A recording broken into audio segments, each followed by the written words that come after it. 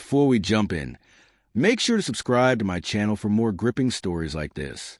Laura stepped out of the motel room as the evening sun dipped behind the trees, painting the sky in a muted orange glow. She wrapped her coat tightly around her shoulders, weighed down by a mix of guilt and exhaustion. Her plan had been simple: spend a few hours away from her husband, Mark, under the guise of a work meeting, and return before dinner. But the hours had stretched far longer than she anticipated, and all she wanted now was to get home quietly. When she reached the motel parking lot, a chill of dread swept over her. Her car was gone. Her stomach sank, and panic flickered across her face. She scanned the lot, convinced she must have parked elsewhere. But after a few tense moments, reality hit hard. Her car had been stolen. Trembling, she pulled out her phone and called the police, keeping her voice steady, playing the part of the unsuspecting victim. Deep down, a part of her wondered if this was karma catching up faster than she expected. She called a cab and sat silently in the back seat, replaying the day over and over. The lies she told Mark, the fabricated meeting, the false smiles, the message saying, "Don't wait for me, I'll be late." Each deceit pressed down on her chest like heavy stones. But what frightened her most was the thought of facing Mark without her car. Sharp and observant, he had grown more distant lately, and she dreaded his judgment. When she arrived home, the front lights were off, unusual, since Mark always left them on if he knew she'd be late. She unlocked the door and stepped into the dark house. The air felt unnaturally cold, unnervingly still. "Mark," she whispered, setting her bag on the counter. Silence answered. Moving down the hallway, something felt off. Picture frames that usually lined the walls were gone. The wedding photo that had hung by the stairs had vanished. Her chest tightened as she hurried through the house, opening drawers and cabinets. Many of Mark's belongings were missing: his clothes, his watch, even the old leather jacket he rarely wore. Then she saw it, a note on the dining table, an envelope addressed to her. Her hand shook as she opened it, revealing a single key, her car key, and a letter.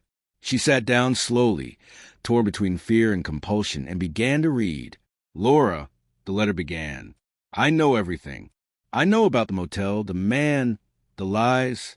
You may have thought you were careful, but you weren't. The GPS in your car told me where you were today. I set it myself while you were inside that motel room. Consider this my way of saying goodbye." Tears welled in her eyes as she continued. Mark's handwriting was calm, almost eerily composed. "I didn't want to fight. I just wanted you to know I deserved honesty. I left your car at your mother's house. You can collect it when you're ready to face the truth, whether with her yourself or anyone who still listens."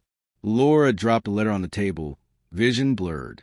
The ache inside her was deep, not merely from being caught, but from the quiet dignity in Mark's words. He hadn't yelled. He hadn't destroyed anything. He had simply walked away, leaving her to confront her reflection and her choices. She ran to the bedroom, hoping he might still be there, but found only emptiness. The wardrobe doors hung open, half of his belongings gone. On his pillow lay his wedding ring, placed carefully as of a final gesture of respect.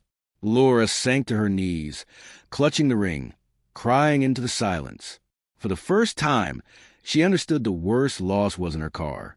It was losing the one person who had loved her despite all her flaws. The guilt she had buried for so long surged to the surface, suffocating her with truths she had avoided. She wandered into the living room, struck by how lifeless the house felt. The warmth, the laughter, the sense of home, all gone. Every corner whispered a memory. Every shadow carried Mark's quiet disappointment. Later that night, she sat by the window, clutching the letter again, reading it over and over. There was no anger in his words, only finality.